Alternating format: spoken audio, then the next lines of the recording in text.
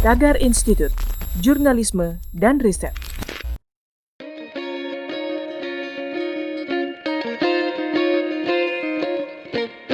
Halo Tagarians, para penonton Tagar TV dan juga pembaca Tagar ID, ketemu lagi sama saya Kori Olivia. Hari ini saya ingin membacakan profil pilihan redaktur Tagar tentang Menteri Sosial Juliari Batubara.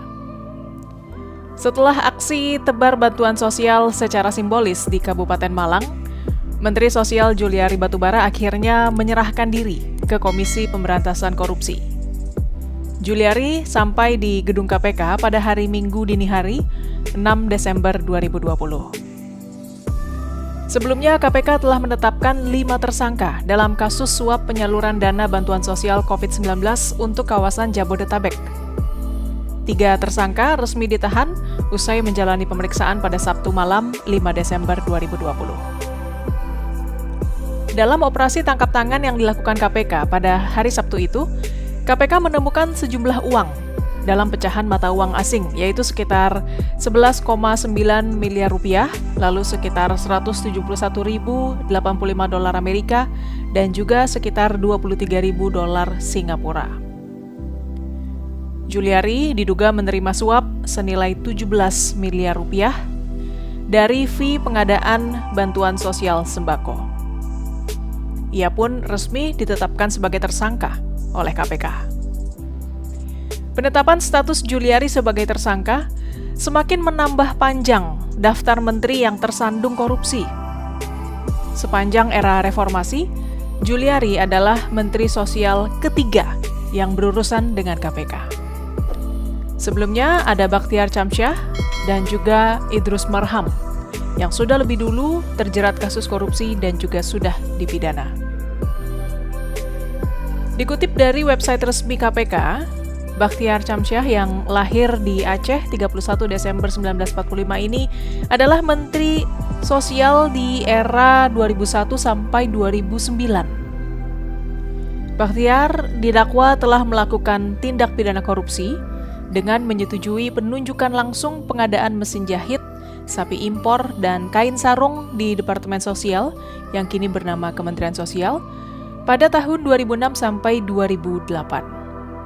Korupsi yang dilakukan Bakhtiar merugikan negara hingga 33,7 miliar rupiah. Pada 5 Agustus 2010, KPK resmi menahan Bakhtiar setelah beberapa bulan ditetapkan sebagai tersangka.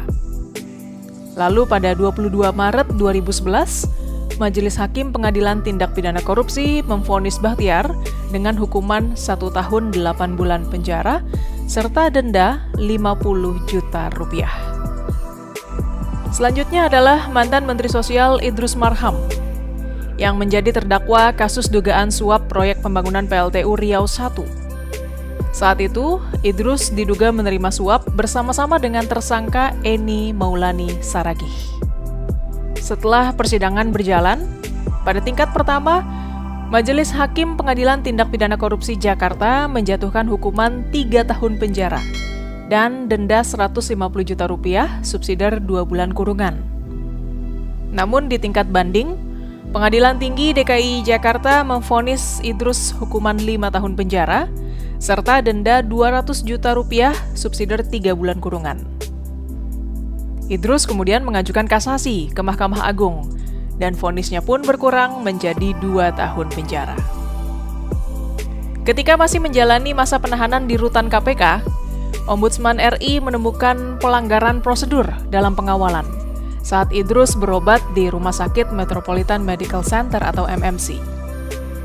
Marwan, pengawal tahanan Idrus saat itu, diketahui sering meninggalkan Idrus dan melakukan pengawasan berjarak, sehingga Idrus bisa bebas bertemu keluarga dan kuasa hukum.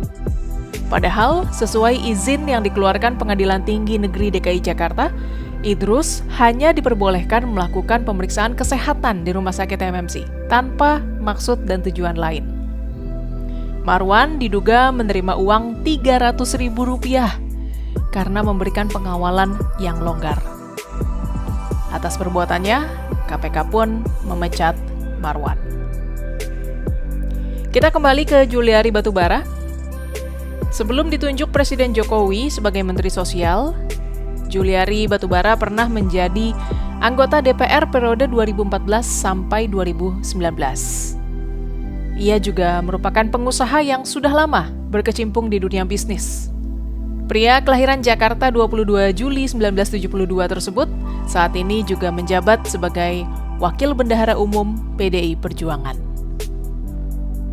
Juliari terkenal sangat kritis terhadap hal-hal yang melanggar konstitusi dan hak rakyat, sehingga menjadi pertimbangan Megawati Soekarnoputri memberi kepercayaan sebagai penyeimbang pada struktur kepengurusan internal PDI Perjuangan. Juliari menyelesaikan sekolah dasar dan sekolah menengah pertamanya di Santo Fransiskus Assisi, Tebet, Jakarta Selatan. Kemudian lanjut ke SMA Negeri 8, dan setelah lulus SMA, Juliari meneruskan studinya ke Amerika Serikat. Lulus kuliah pada 1997, Juliari langsung pulang ke Indonesia.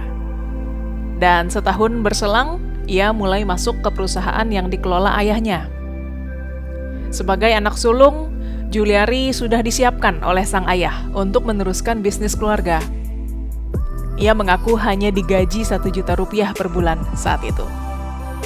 Meski begitu, Juliari yang akrab disapa Ari mengaku banyak belajar tentang penerapan manajemen perusahaan pada kehidupan nyata. Ia pun mulai dipercaya memimpin perusahaan yang memproduksi pelumas ini pada tahun 2003 lalu. Sebelum masuk dunia politik, Ari dikenal sebagai pebisnis ulung. Ia sempat menduduki sejumlah jabatan penting pada perusahaan seperti PT Wira Swasta Gemilang Indonesia, PT Arlinto Perkasa Buana, PT Buana Energi, dan PT Tridaya Mandiri. Sebagai perusahaan swasta pertama dan terbesar yang memproduksi pelumas, Juliari Batubara banyak menorehkan tinta emas dari segi bisnis selama memimpin perusahaan. Ketika masih dijalankan oleh ayahnya, perusahaan ini tidak terlalu ketat dalam pelaksanaan manajemen di tubuh perusahaan. Tidak puas berkecimpung di dunia bisnis saja, Juliari mulai memasuki ranah politik bersama PDI Perjuangan dengan menjadi Badan Pemenangan Pemilu Pusat PDI Perjuangan pada 2003 dan 2008. Selain di dunia bisnis, pria Batak ini juga pernah menjabat sebagai Ketua Umum Pengurus Pusat Ikatan Motor Indonesia tahun 2003 sampai 2011. Lalu menjadi Ketua 4 Pemberdayaan Usaha dan Masyarakat PB Perbasi atau Persatuan Bola Basket Seluruh Indonesia tahun 2002 sampai 2004. Kemudian menjabat sebagai Ketua Harian Asosiasi Produsen Pelumas Indonesia tahun 2007 sampai 2014. Lalu menjadi Dewan Penasehat Masyarakat Pelumas Indonesia tahun 2008 sampai 2014. Kemudian menjadi Ketua Biro Promosi dan Pemasaran KONI Pusat pada 2007 sampai 2011. Dan juga sebagai Wakil Ketua Komite Tetap Akses Informasi Peluang Bisnis Bidang UMKM Kadin Indonesia pada 2009 sampai 2010. Dengan berbagai pengalaman dalam berbisnis dan juga keaktifannya berorganisasi, membuat Juliari mampu meraih kursi di Komisi 6 DPR RI pada bidang perdagangan, perindustrian, investasi, koperasi, UKM, dan BUMN, serta standarisasi nasional. Kemudian, Juliari Batubara menjadi salah satu orang yang dipanggil oleh Presiden Jokowi menjadi Menteri Sosial dalam Kabinet Indonesia Maju. Tagarians, demikian profil pilihan redaktur Tagar hari ini tentang Menteri Sosial Juliari Batubara yang telah ditetapkan sebagai tersangka oleh KPK. Subscribe YouTube channel Tagar TV dan klik loncengnya juga untuk mengikuti video menarik membahas topik terhangat hanya untuk Anda. Dan selalu ingat 3M, memakai masker, menjaga jarak, dan mencuci tangan. Saya Kori Olivia, Tagar TV.